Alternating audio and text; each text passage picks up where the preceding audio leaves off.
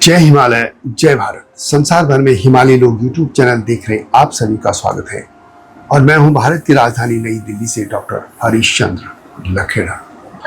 पहलगाम के जिहादियों को भारतीय सेना ने ऑपरेशन सिंदूर के तहत दंड दे दिया है, लेकिन लंबे समय से भारत को जो लहूलुहान किया जा रहा है, इस्लामी आतंकियों के इस जहर के पीछे क्या कारण है? पाकिस्तानी सेना का जनरल मुनीर भी इतना जहरीला क्यों हो गया, खासतौर पर हिंदुओं के प्रति? इसके पीछे एक ही कारण है, पाकिस्तान की शिक्षा प्रणाली। पाकिस्तान के स्कूलों में जो कुछ पढ़ाया जाता है उसमें हिंदुओं के प्रति घृणा का पाठ पढ़ाया जाता है, और जब तक यह घृणा का पाठ पढ़ाया जाता रहेगा तब तक भारत और पाकिस्तान के बीच दोस्ती होना कभी भी संभव नहीं है। पाकिस्तान के स्कूलों में पाठ्य पुस्तकों में बच्चों को क्या पढ़ाया जाता है कि वे हिंदुओं के प्रति नफरत से भरे हैं। पाकिस्तान की पाठ्य पुस्तकों में हिंदू और सिखों को लेकर जो कुछ पढ़ाया जाता है वह मैं आपके सामने रखूंगा और आपको इससे साफ साबित हो जाएगा कि पाकिस्तान की सेना का जनरल असीम मुनीर ने जो कुछ कहा वह उसी मानसिकता का सबूत है जो पाकिस्तान के अधिकतर लोगों में भरा पड़ा है। मैं ये नहीं कह रहा हूं कि सभी पाकिस्तानी ऐसे हैं, लेकिन अधिकतर ऐसे ही हैं। तो जब तक मैं आगे बढ़ूं, आपसे अनुरोध है कि हिमालय लोग यूट्यूब चैनल को सब्सक्राइब अवश्य कर दीजिएगा और मेरे सत्यमेव जयते चैनल यानी STV को भी देखिएगा, ये आपसे विनम्र अनुरोध है। तो बात करते हैं पाकिस्तान की। सबसे पहले पाकिस्तान के सेना प्रमुख जनरल असीम मुनीर ने जो कुछ कहा। असीम मुनीर ने 16 अप्रैल 2025 को इस्लामाबाद में ओवरसीज पाकिस्तानियों के सम्मेलन में एक भाषण दिया। उन्होंने कहा, हमारे पूर्वजों का मानना था कि हम हिंदुओं से हर संभव पहलू में अलग है, हमारा धर्म अलग है, हमारे रीति रिवाज अलग है, हमारे परंपराएं अलग हैं, हमारे विचार अलग है, हमारी महत्वाकांक्षाएं अलग है। यहीं से दो राष्ट्र सिद्धांत की नींव पड़ी। हम दो राष्ट्र हैं, हम एक राष्ट्र नहीं हैं।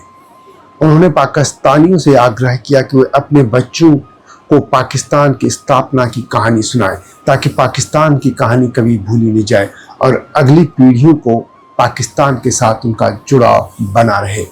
उन्होंने यह भी कहा कि पाकिस्तान की स्थापना के लिए हमारे पूर्वजों ने अथक संघर्ष किया और भारी बलिदान दिए, और यह देश कलबा यानी इस्लामी आस्था की घोषणा की नींव पर बना है।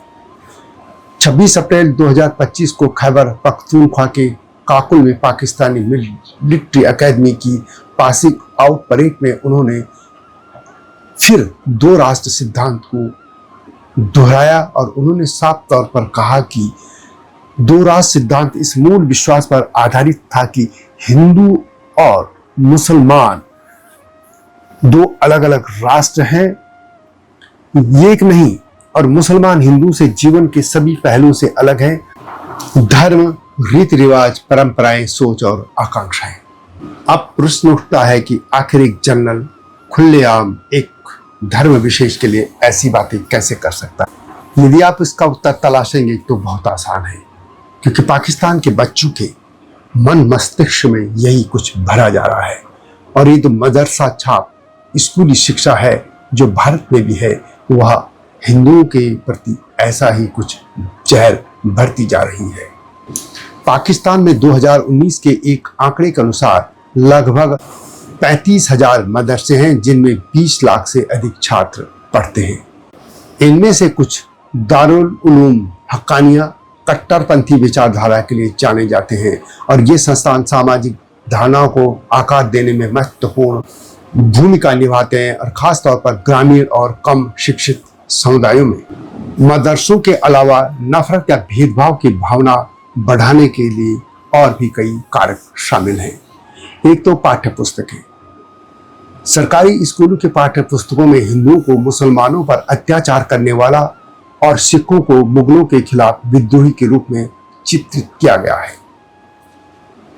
वहां के पाठ्य पुस्तकों में साफ तौर पर लिखा है कि हिंदू गंदे हैं।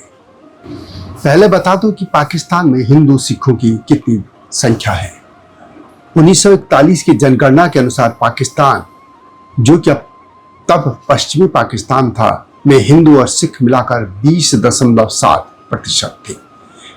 वैसे पाकिस्तान की जो मूल आबादी है उसमें से सभी हिंदू, सिख, बौद्ध आदि थे जो कि कन्वर्ट होकर मुसलमान बन चुके थे।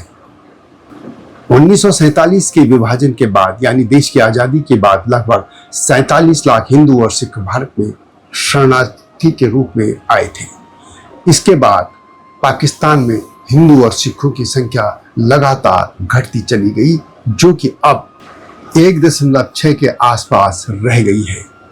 2023 की पाकिस्तान की जनगणना के अनुसार हिंदुओं की संख्या 38 लाख थी, जो कि 1.61 है।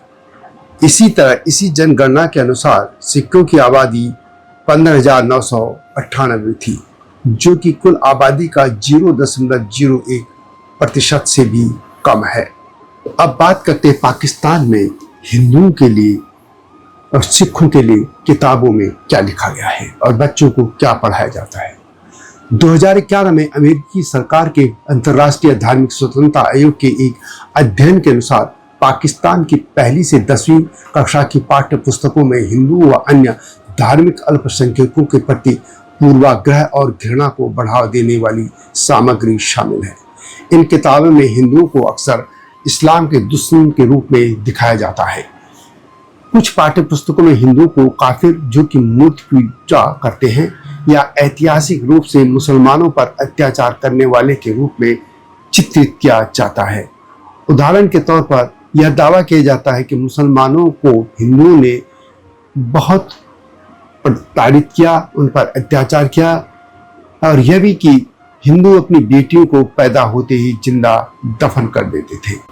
ये कह सकते हैं कि पाकिस्तान की पाठ्य पुस्तकों में हिंदुओं को खलनायक के रूप में चित्रित किया गया है।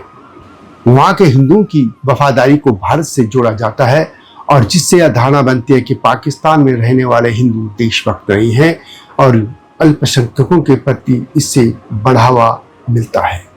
इसी तरफ यह भी कहा गया है कि चूंकि पाकिस्तान की स्थापना इस्लामिक पहचान के इर्द गिर्द केंद्रित थी, इसलिए हिंदुओं को इसके विरोध में दिखाकर यह 2 राष्ट्र के सिद्धांत को मजबूत करने के तौर पर दिखाया जाता है। पाकिस्तान की पाठ्य पुस्तकें हिंदुओं को लेकर नकारात्मक और घृणा फैलाने वाली सामग्री से भरी पड़ी हैं और यही बच्चों को पढ़ाया जाता है। ऐतिहासिक तथ्यों को तोड़ मरोड़ कर प्रस्तुत किया जाता है और हिंदुओं को खलनायक का अविश्वसनीय के रूप में चित्रित किया गया है।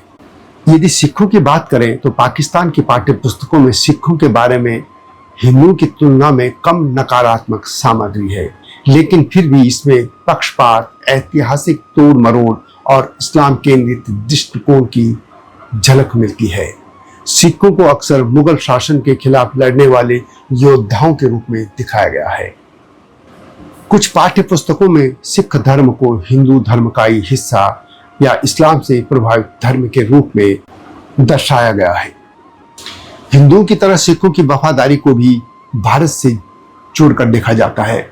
खासतौर पर 1947 के विभाजन के संदर्भ में यह धारणा बनाई जाती है कि पाकिस्तान में रहने वाले सिख भी पूरी तरह पाकिस्तानी नहीं है, जैसे कि हिंदू के साथ किया जाता है। वैसे पिछले कुछ वर्षों से सिख तीर्थ स्थलों जैसे करतारपुर कॉरिडोर खुलने के बाद सिखों के प्रति सकारात्मक दृष्टिकोण को बढ़ावा देने की कोशिशें हुई हैं।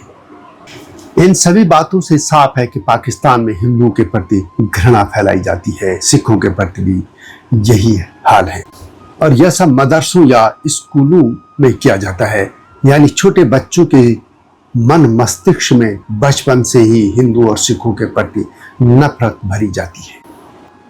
तो यह वीडियो कैसी लगी कमेंट में अवश्य लिखें।